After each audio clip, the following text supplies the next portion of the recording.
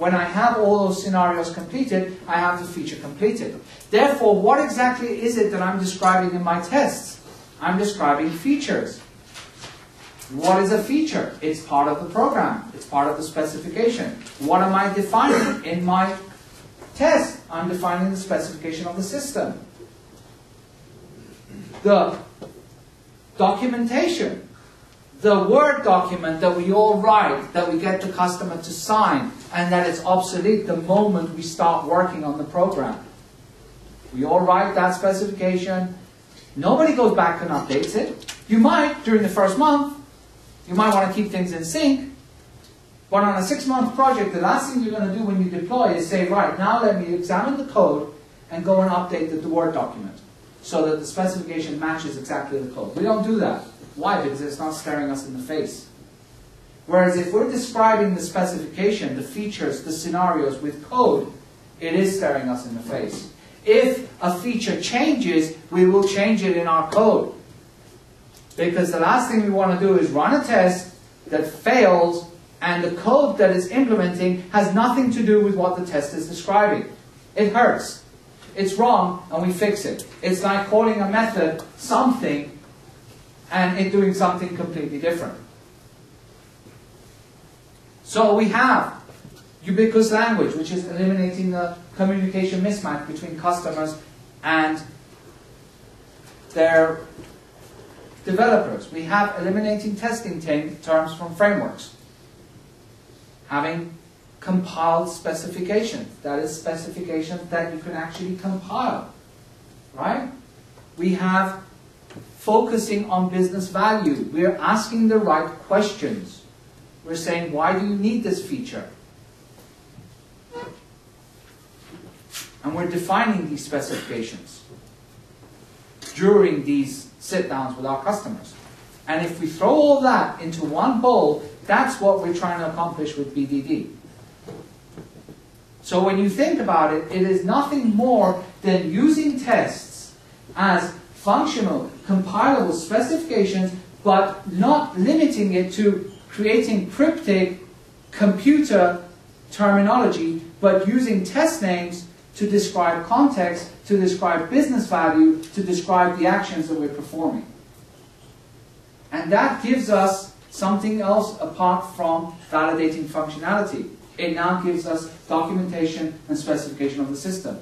So those of you that say unit tests no longer, they're not that important because I write bug-free code every single time, apart from needing help, you see that now unit tests are not only about validating things working, they're not only about having a regression test, but they're also about specifications. It's about specifying my system. It's about getting rid of that Word document and using code to describe my system. How can I do this today? It doesn't matter what you do today. BDD is not about tools. If you do unit testing today, you use MS Test, stop. If you use NUnit, XUnit, MBUnit, JUnit, all of these are fine. They're all great. They all work. So, does it matter what tool I use? No and yes. No, because the concept of BDD is about communication. It's about describing things. It's about talking to the customer. It's about adding business value. It's not about the tool. However, the tool does help in that communication. It does eliminate some of the barriers that certain tools impose. Like, for example, the problem Dan North had, which was JUnit had too many words and terminology focused around testability. And JBehave eliminated that. So, you can use a whole bunch of tools. I'm going to show you two examples. One is with MSpec, and one is with SpecFlow. How many of you use SpecFlow? How many of you use MSpec? That's even. One guy uses SpecFlow, one guy uses MSpec. Well, I use MSpec, so that's two. We win. Okay? So what is SpecFlow?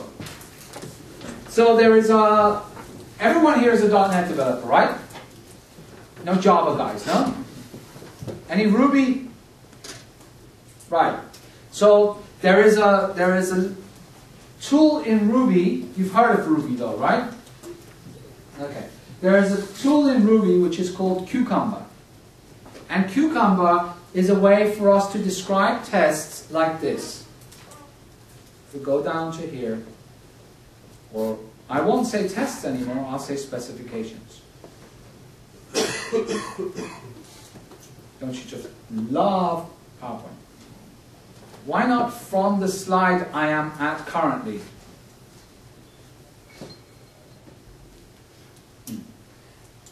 It allows you to define features like this.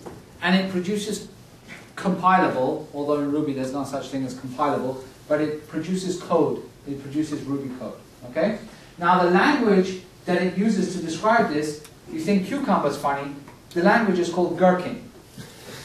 That salty stuff you put in your sandwiches. Right? So SpecFlow is a port of Cucumber and Gherkin to .NET. You don't have to actually use, you can use Cucumber directly via another thing, which is another project which is called Cuke for Nuke. And they say the developers aren't weird. Cuke for Nuke is like a socket server that listens and is an it's a pipeline between Ruby and .NET. So if you want to use Cucumber, you can with Cuke for Nuke. If you don't want to use Cuke for Nuke, you can use SpecFlow. And there's others. Everyone now is inventing their own framework. Okay? It's not about the framework or the tools, it's about the concepts. So here I have an ASP.NET MVC application, right? And I have the default templates.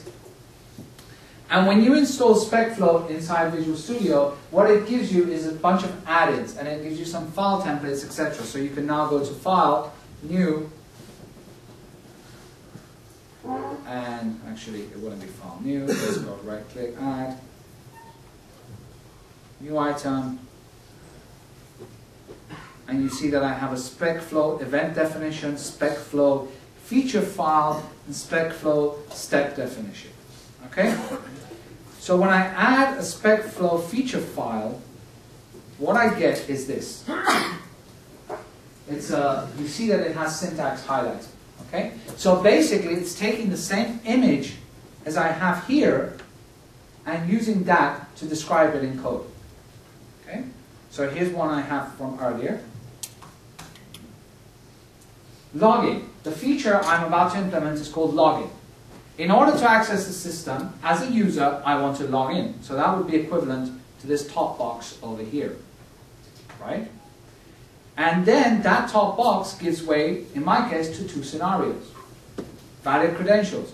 Given I provide a valid username and password, when I press login, then I should be redirected to homepage. Now Cucumber has support for AND. And this guy does too. This already tells us one thing. That in a normal unit test, normally they say a best practice is to what? To only test for one thing. With BDD, when you're describing a system, often you can't decompose it into individual parts. Why? Because BDD is about outside in. It's about taking the system and describing it first from top down, from the user interface. Okay? So here I'm describing the user interface. And if my user interface, when I log in, has to redirect to the home page and send an email, I need to capture that in my scenario. I need to capture that in my feature. Because otherwise, I'm not conforming to the specifications of the system. Okay? Last scenario is invalid credentials. Given I provide an invalid username and password, when I press login, then I should be displayed a message indicating invalid credentials. Those are my two scenarios. Now if we run this, I hooked this up to NUnit, which is not hooked up anymore, but this runs inside the NUnit console. and it will say to me, this is all not implemented. So the next thing I need to do is now implement this, because all this is doing is describing the feature and the scenarios, but there is no code.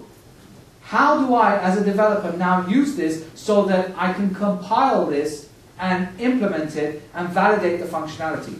That's, in SpecFlow, you use what's called the steps. So the steps are arrange, assert, act. So I have a class which is called logInValidSteps. So you see that a step corresponds to a scenario, not a feature, right? And then I have the given, the when, and the then. This is for regular expression matching. Basically what it does is that when this runs, it checks to see that this part matches exactly the line that's been written in the scenario. Because if it doesn't, what does that indicate? That the scenario is describing one thing and the test is doing something else. It generates this for you automatically. When you run this code, basically you set up a login feature, you set up a feature, describe the scenarios, hit run, and it will spit out some C# code saying that these steps aren't implemented. The normal flow is to copy that and create a login steps file. And then you fill in the blanks. And that's great until you need to modify the feature. Because then either you've got to overwrite it or manually come and update the expressions. Okay? So that's a gotcha you've got to watch out for. But all I'm doing here really is just arrange, act, and assert. See the similarity between this and a unit test? Arrange, act, assert. The difference here is, however, that I'm using business terms, UI interface terms to describe the system. And now I have a functional specification, which I can compile and I can run, and it can tell me if it's passed or it's failed. By default, it sets up context, scenario, current, pending, which means that when you run this, some test runners will give you a yellow, others will give you a red saying that this isn't implemented. Okay? That's SpecFlow. Now, when you show this to people, they're like, this is great. Do you like this? Yeah. Right? Show this. Now, don't fall in the trap of saying, oh, you know, my world just opened up. Now I will just tell my customer to write features like this, give them to me, and I implement it. The key in BDD is questions, is communications, it's asking why. If your customer is going to hand you the features for you to implement, then you're just what? A lazy programmer, right? With the same problem you had before, which is miscommunication. So don't ever look at SpecFlow or see that as an advantage. Okay? The disadvantage to SpecFlow is that as you change things, you need to update things. And personally, I don't like it. Don't know why. I don't like lamb burgers either. I like lamb leg, but no lamb burgers. There's too much information. We don't care.